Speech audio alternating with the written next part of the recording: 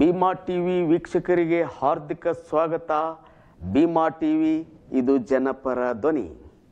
ಒಂದು ಮುಖ್ಯವಾದ ವಿಷಯವನ್ನ ನಾಡಿನ ಜನತೆಯೊಂದಿಗೆ ಚರ್ಚೆ ಮಾಡಲು ಬಂದಿದ್ದೇನೆ. ನಾನು ರಾಜೇಶ್ ದಾಸಪ್ಪನವರ್. ಇದರಲ್ಲಿ ಸ್ವತಂತ್ರಕ್ಕಾಗಿ ದಂತಕಥೆಯಾಗಿ ಹೋಗಿರತಕ್ಕಂಥ ಇಡೀ ದೇಶದ ಜನತೆಗೆ ಮಾತ್ರವಲ್ಲ, ಜಪಾನ್ ಮತ್ತು ಜರ್ಮನಿಯಲ್ಲಿನೂ ಕೂಡ ನೇತಾಜಿ ಎಂದೇ ಕರೆಸಿಕೊಳ್ತಕ್ಕಂಥ ದ ರಿಯಲ್ ಲೀಡರ್, ಜಪಾನಿನ ಫ್ಯಾಸಿಸಿಸ್ಟ್ ಮತ್ತು ಜರ್ಮನಿಯ ಎಲ್ಲ ನಾಜಿ ಲೀಡರ್ಸ್ಗೂ ಮತ್ತೆ ಎಲ್ಲ ವಿಶೇಷವಾಗಿರ್ತಕ್ಕಂಥ ಜಗತ್ತಿನ ಸುಧಾರಣೆಯ ಬದಲಾವಣೆಯ ಕ್ರಾಂತಿಕಾಳಿಯನ್ನು ಊದಿರ್ತಕ್ಕಂಥ ಎಲ್ಲ ನಾಯಕರು ಸುಭಾಷ್ ಚಂದ್ರ ಬೋಸ್ ಅವರ ಅಭಿಮಾನಿಗಳು. ಅದು ನಮ್ಮ ದೇಶಕ್ಕೆ ಒಂದು ಹೆಮ್ಮೆಯ ಕಳಸ. ಕಾರಣ ಏನಂದ್ರೆ 1897 ಜನವರಿ 23ರಂದು ಜಾನಕಿನಾಥ್ ಬೋಸ್ ಅನ್ನುವಂಥ ಶ್ರೇಷ್ಠ ಪಬ್ಲಿಕ್ ಪ್ರಾಸಿಕ್ಯೂಟರ್ ಮತ್ತು ವೃತ್ತಿಯಲ್ಲಿ ಲಾಯರ್ ಆಗಿರ್ತಕ್ಕಂಥವರು, ಹಾಗೆ ಶ್ರೇಷ್ಠ ತಾಯಿ ಸುಭಾಷ್ ಚಂದ್ರ ಬೋಸ್ ಅವರಿಗೆ ಎಲ್ಲ ರೀತಿಯ ರಾಮಾಯಣ ಮಹಾಭಾರತವನ್ನ ಕಲಿಸಿಕೊಟ್ಟಿರ್ತಕ್ಕಂಥ ತಾಯಿ ಪ್ರಭಾವತಿಯವರು, ಅವರಿಗೆ ಬೆನ್ನೆಲುಬಾಗಿ ನಿಂತಿರ್ತಕ್ಕಂಥ ಅವರ ವಿದೇಶಿ ಪತ್ನಿ ಎಮಿಲಿ ಅವರು, ಅವರ ಮಗಳಾಗಿ ಜನಿಸಿರ್ತಕ್ಕಂಥ ಅವರಿಗೆ ಎಲ್ಲ ಹಂತದಲ್ಲಿ ಅವರ ಮಾನಸಿಕವಾಗಿ ಜೊತೆಗೆ ಇರ್ತಕ್ಕಂಥ ಅವರ ಮಗಳು ಅನಿತಾ ಬೋಸ್ ಅವರಾಗಿರಬಹುದು. ಈ ದೇಶದಲ್ಲಿ ಸುಭಾಷ್ ಚಂದ್ರ ಬೋಸ್ ಅವರನ್ನ ಲಕ್ಷ ಪಡೆಯಲ್ಲಿ ಅವರ ಹಿಂಬಾಲಕರಾಗಿರ್ತಕ್ಕಂಥ ಯುವ ಕಾಂಗ್ರೆಸ್ ನಾಯಕರಾಗಿರಬಹುದು.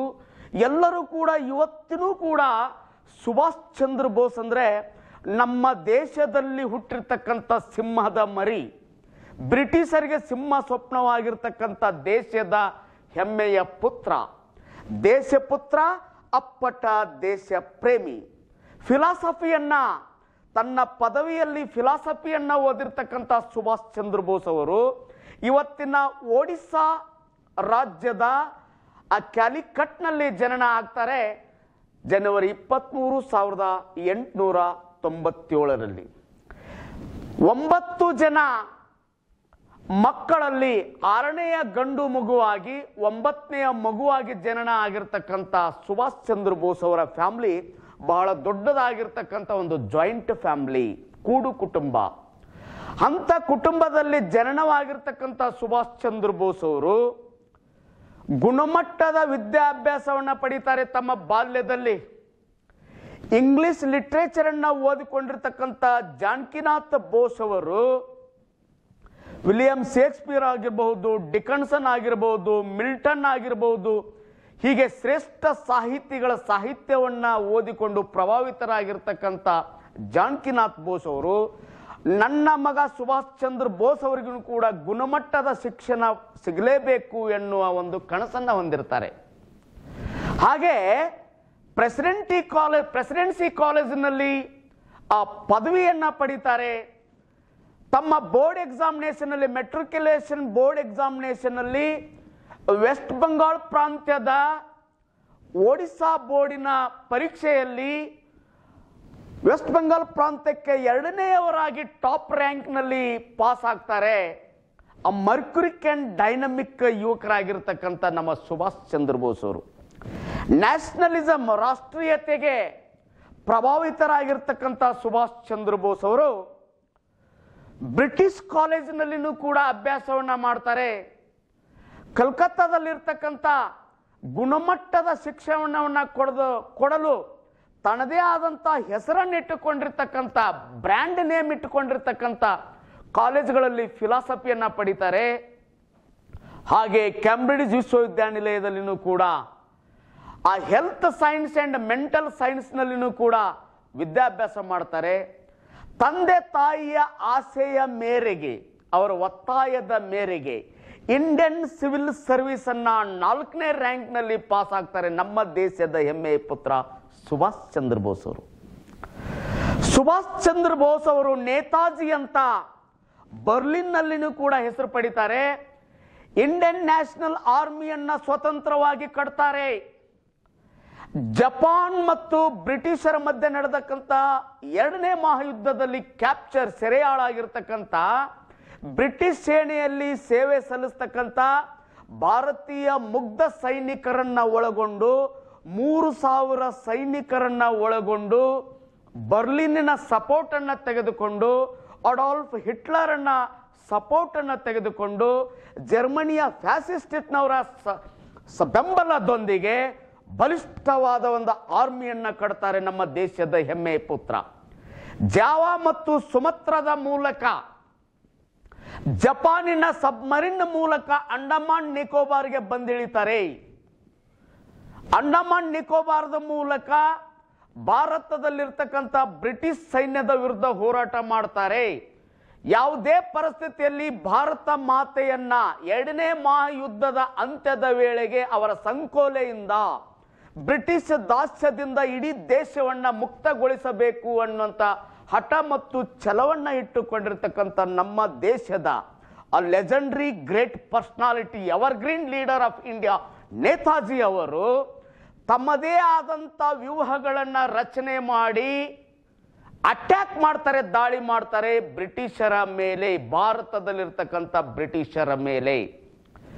ಅವರ ದಾಳಿ ವಿಫಲವಾಗಿದ್ದರೂ ಕೂಡ ಅಚಲವಾಗದ, ತನ್ನ ನಿರ್ಧಾರದಿಂದ ಹಿಂದೆ ಸರಿಯದ ದೃಢ ನಿರ್ಧಾರವನ್ನು ಹೊಂದಿರತಕ್ಕಂಥ ಸುಭಾಷ್ ಚಂದ್ರ ಬೋಸ್ ಅವರು ತಮ್ಮ ಯುವ ವಯಸ್ಸಿನಲ್ಲಿಯೇ ಮಹಾತ್ಮ ಗಾಂಧಿಯವರಿಂದ ಪ್ರಭಾವಿತರಾಗಿ ನ್ಯಾಷನಲಿಸಂ, ದೇಶಕ್ಕೆ ಇಂಡಿಪೆಂಡೆನ್ಸ್ ಬೇಕು, ಸ್ವಾತಂತ್ರ್ಯ ಬೇಕು ಎನ್ನುವ ಕರೆಗೆ ಹೋಗೊಟ್ಟು ತಮ್ಮ ICS ಇಂಡಿಯನ್ ಸಿವಿಲ್ ಸರ್ವಿಸ್ ಹುದ್ದೆಗೆ ರಾಜೀನಾಮೆ ನೀಡುತ್ತಾರೆ.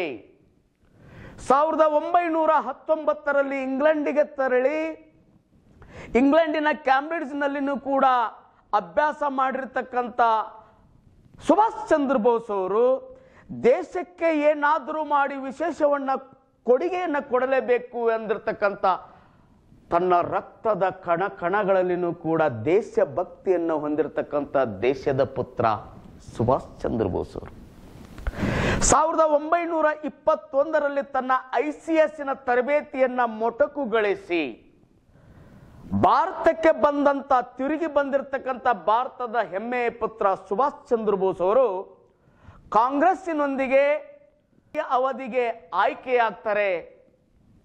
ಸನ್ಮಾನ್ಯ ಶ್ರೀ ಸುಭಾಷ್ ಚಂದ್ರ ಬೋಸ್ ಅವರು, ದೇಶದ ಹೆಮ್ಮೆಯ ಪುತ್ರ ಸುಭಾಷ್ ಚಂದ್ರ ಬೋಸ್ ಅವರು ವಿಶೇಷವಾದ ನಿರ್ಧಾರಗಳ ಮೂಲಕ ಕಾಂಗ್ರೆಸ್ಸಿನ ಹಿರಿಯ ನಾಯಕರ ಕೆಂಗಣ್ಣಿಗೆ ಗುರಿ ಆಗ್ತಾರೆ. ಕಾಂಗ್ರೆಸ್, ಇಂಡಿಯನ್ ನ್ಯಾಷನಲ್ ಕಾಂಗ್ರೆಸ್ನಿಂದ ಹೊರಬಂದಿರತಕ್ಕಂಥ ಸುಭಾಷ್ ಚಂದ್ರ ಬೋಸ್ ಅವರು ಫಾರ್ವರ್ಡ್ ಬ್ಲಾಕಿನ ನೇತಾರರಾಗ್ತಾರೆ. ಇಂಡಿಯನ್ ನ್ಯಾಷನಲ್ ಆರ್ಮಿಯನ್ನ ಕಟ್ತಾರೆ. ಜೊತೆಗೆ ಮತ್ತೆ ಮತ್ತೆ ಬ್ರಿಟಿಷರ ವಿರುದ್ಧ ಸೆಣಸುವ ಶಪಥವನ್ನ ಮಾಡ್ತಾರೆ. 1942ರಲ್ಲಿ ಇಂಡಿಯನ್ ನ್ಯಾಷನಲ್ ಕಾಂಗ್ರೆಸ್ನಿಂದ ಹೊರಗೆ ಬಂದಿರತಕ್ಕಂಥ ಸುಭಾಷ್ ಚಂದ್ರ ಬೋಸ್ ಅವರು 1942ರಿಂದ 45ರವರೆಗೆ ತನ್ನ ಆರ್ಮಿಯ ಅಧ್ಯಕ್ಷರಾಗಿ ಇಂಡಿಯನ್ ನ್ಯಾಷನಲ್ ಆರ್ಮಿಯ ಟ್ರೂಪ್ ಅನ್ನ ಮುನ್ನಡೆಸ್ಕೊಂಡು ಹೋಗ್ತಾರೆ. ಆದರೆ ನಮ್ಮ ದೇಶದ ಹೆಮ್ಮೆಯ ಪುತ್ರ ಸುಭಾಷ್ ಚಂದ್ರ ಬೋಸ್ ಅವರು 1945 ಆಗಸ್ಟ್ 18ರಂದು ಹುತಾತ್ಮರಾಗ್ತಾರೆ, ನಮ್ಮನ್ನಗಲಿ ಹೋಗ್ತಾರೆ. ನಮ್ಮ ದೇಶದ ವೀರಪುತ್ರ ಆಕಸ್ಮಿಕ ಅವಘಡದಲ್ಲಿ ಫ್ಲೈಟ್ ಕ್ರ್ಯಾಶ್ನಲ್ಲಿ ಸಾಕಷ್ಟು ದೇಹದ ಬರ್ನ್ಗಳಾಗಿ ವೀರಮರಣವನ್ನು ಹೊಂತಾರೆ, ಹುತಾತ್ಮರಾಗ್ತಾರೆ. ತಾಯಿ ಭಾರತ ಮಾತೆಯನ್ನ ಸ್ವತಂತ್ರಗೊಳಿಸಬೇಕು, British idiotic oppressive and suppressive ರೂಲಿಂಗ್ನಿಂದ ಭಾರತ ಮಾತೆ ಎಲ್ಲ ಜನಗಳಿಗೂ ದಾಸ್ಯದಿಂದ ಮುಕ್ತ ಮಾಡಬೇಕು ಎನ್ನುವ ಹಠವನ್ನು ಇಟ್ಟುಕೊಂಡಿರ್ತಾರೆ. ಇಂಥ ಶ್ರೇಷ್ಠ ಪುತ್ರ ಸುಭಾಷ್ ಚಂದ್ರ ಬೋಸ್ ಅವರ ಜನ್ಮ ದಿನಾಚರಣೆಯನ್ನು ಪ್ರತಿ ವರ್ಷ ನಾವು ಜನವರಿ 23ರಂದು ದೇಶಾದ್ಯಂತ ದೇಶಭಕ್ತರೆಲ್ಲರೂ ಬಹಳ ಭಕ್ತಿ ಭಾವನೆಯಿಂದ, ದೇಶಪ್ರೇಮದಿಂದ ಆಚರಣೆ ಮಾಡ್ತೀವಿ. ಇಂಥ ಮಹಾಪುರುಷ, ಪುಣ್ಯ ಪುರುಷ ನಮ್ಮ ನೆಲದಲ್ಲಿ ಹುಟ್ಟಿದ್ದು ಸಾರ್ಥಕವಾಯಿತು. ಇಂಥ ಶ್ರೇಷ್ಠ ಪುಣ್ಯ ಪುರುಷನ ಆದರ್ಶಗಳನ್ನು ಮೈಗೂಡಿಸಿಕೊಳ್ಳುವ ಕಾಲ ನಮ್ಮದಾಗಿದೆ. ನಮ್ಮ ದೇಶದ ಯುವಕ ಮತ್ತು ಯುವತಿಯರು ಇವರ ಚಿಂತನೆಗಳನ್ನು, ಇವರ ಆದರ್ಶಗಳನ್ನು, ಇವರ ದೇಶ ಪ್ರೇಮವನ್ನು ನಾವು ಕೂಡ ಅನುಸರಿಸಬೇಕು. ಮತ್ತೆ ಹುಟ್ಟಿ ಬರಲಿ ನಮ್ಮ ಸುಭಾಷ್ ಚಂದ್ರ ಬೋಸ್, ಭಾರತ ಮಾತೆಯ ಪುತ್ರನಾಗಿ, ವೀರಪುತ್ರ. ಮತ್ತೆ ಮತ್ತೆ ಮತ್ತೆ ಮತ್ತೆ ಇಂಥ ವೀರಪುತ್ರರು ಹುಟ್ಟಿ ಬರುವುದರ ಮೂಲಕ ಭಾರತ ಮಾತೆಯ ಆಡಳಿತ ಚುಕ್ಕಾಣಿಯನ್ನು ಹಿಡಿಯಬೇಕು. ಭಾರತ ಮಾತೆಗೆ ಹೆಮ್ಮೆ ತರುವಂಥ ಆಡಳಿತವನ್ನು ತಂದುಕೊಡಬೇಕು. ಸುಭಾಷ್ ಚಂದ್ರ ಬೋಸ್ ಅವರು ಇನ್ನೊಂದು ಸ್ವಲ್ಪ ಅವಧಿಯವರೆಗೆ ಬದುಕಿದ್ದಿದ್ದರೆ ದೇಶದ ಅಭಿವೃದ್ಧಿಯ ವಿಷಯದಲ್ಲಿ ಮತ್ತೊಂದು ದಿಕ್ಕಿನಲ್ಲಿ ದೇಶ ಸಾಗುತ್ತಿತ್ತು. ಇಷ್ಟೊತ್ತಿಗಾಗಲೇ ಭಾರತ ಮಾತೆ ಜಗತ್ತಿನ ಬಲಿಷ್ಠ, ಅಡ್ವಾನ್ಸ್ಡ್, ಆರ್ಥಿಕವಾಗಿ ಇರಬಹುದು, ಮಿಲಿಟರಿ ರೂಪದಲ್ಲಿರಬಹುದು, ಶೈಕ್ಷಣಿಕವಾಗಿರಬಹುದು, ಸಾಂಸ್ಕೃತಿಕವಾಗಿರಬಹುದು, ಎಲ್ಲ ರೀತಿಯಿಂದ ಅಡ್ವಾನ್ಸ್ಡ್ ಭಾರತ ಮಾತೆಯಾಗಿ ಜಗತ್ತಿನಾದ್ಯಂತ ವಿಜೃಂಭಿಸುವ ಕಾಲ ಅದಾಗಿರ್ತಿತ್ತು. ದುರದೃಷ್ಟವಶಾತ್ ದೇಶದ ಹೆಮ್ಮೆಯ ಪುತ್ರದನ್ನು ಕಳೆದುಕೊಂಡಿದೆ ಭಾರತ. 1945 ಆಗಸ್ಟ್ 18ರಂದು ಹುತಾತ್ಮರಾಗ್ತಾರೆ ನಮ್ಮ ದೇಶದ ಹೆಮ್ಮೆಯ ಪುತ್ರ, ನಮ್ಮ ಆದರ್ಶ, ನಮ್ಮ ಲೀಡರ್, ಎವರ್ಗ್ರೀನ್ ಲೀಡರ್ ನೇತಾಜಿ ಅವರು. ಮತ್ತೆ ಇಂಥ ವಿಷಯದೊಂದಿಗೆ ತಮ್ಮೊಂದಿಗೆ ಬರುತ್ತೇನೆ. ನಮಸ್ಕಾರ. ಸದಾ ನಿಮ್ಮ ಬೆಂಬಲ ನಮ್ಮೊಂದಿಗೆ. ಇದು ಭೀಮಾ ಟಿವಿ ವಾಹಿನಿಯ ವಿಶೇಷ ಕಾರ್ಯಕ್ರಮ. ನಮಸ್ಕಾರ.